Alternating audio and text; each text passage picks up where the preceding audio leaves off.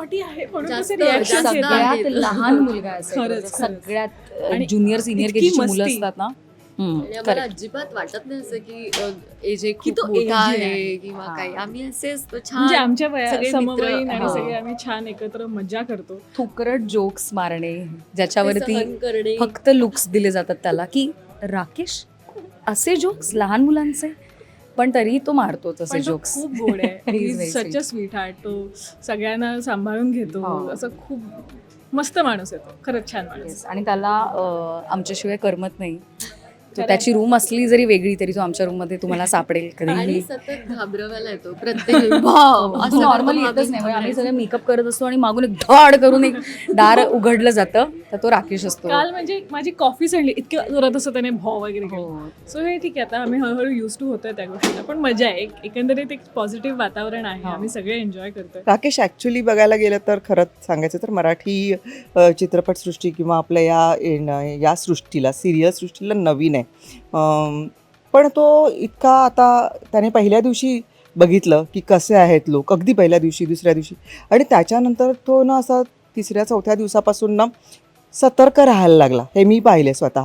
त्याला कळायला लागलं की इतर लोक जसे आपण सगळे कसे मराठी नाटकातून आलेली माणसं असतो त्यामुळे आपल्याला कळतं की दिग्दर्शकाला काय हवं आहे पटकन काय हवं आहे. हा या इंडस्ट्रीशी नवीन असल्यामुळे त्याला एक्झॅक्टली ना ते पटकन त्याला आत्मसात नाही व्हायचं की काय बोलतायत हे मला काय करायचं आहे. पण त्याने इतरांना पाहिलं आणि नंतर मग तो स्वतःही खूपच त्याच्यावर लक्ष केंद्रित करायला लागला. मराठी भाषेचा जर असा घोळ आहे पण तो घोळ तर निघून जाईल कारण त्याला मी तर त्याला असा लगाम ओढलेला आहे त्याचा. तो जर मी त्याला टॉन्ट नाही मारला तर तो मला म्हणतो तू अजून बोलली कशी नाहीस आणि जर मी बोलले तर वाटलंच होतं मला तू बोलणार.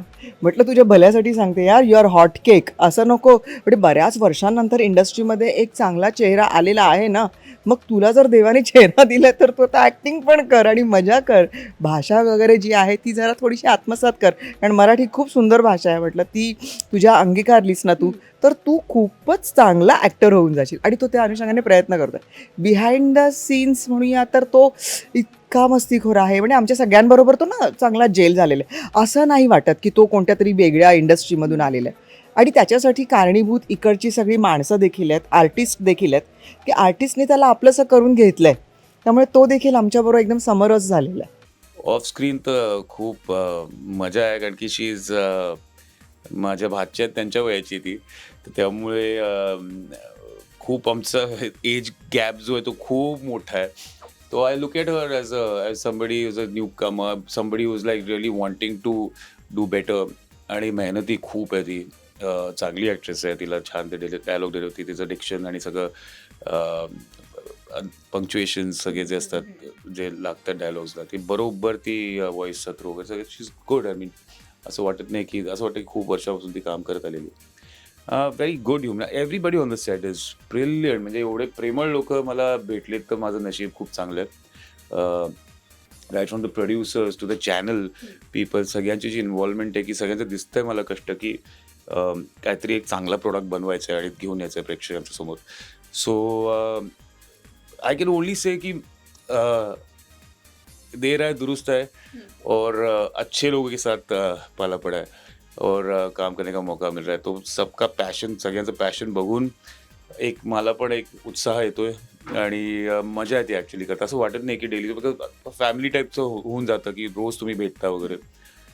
सो मजा येते मला seriously I am thank God for this. Marathi चित्रपटसृष्टीतील लेटेस्ट अपडेट्स आणि गॉसिपसाठी आमच्या चॅनेलला सबस्क्राईब करा आणि बेल ऐकन दाबायला विसरू नका.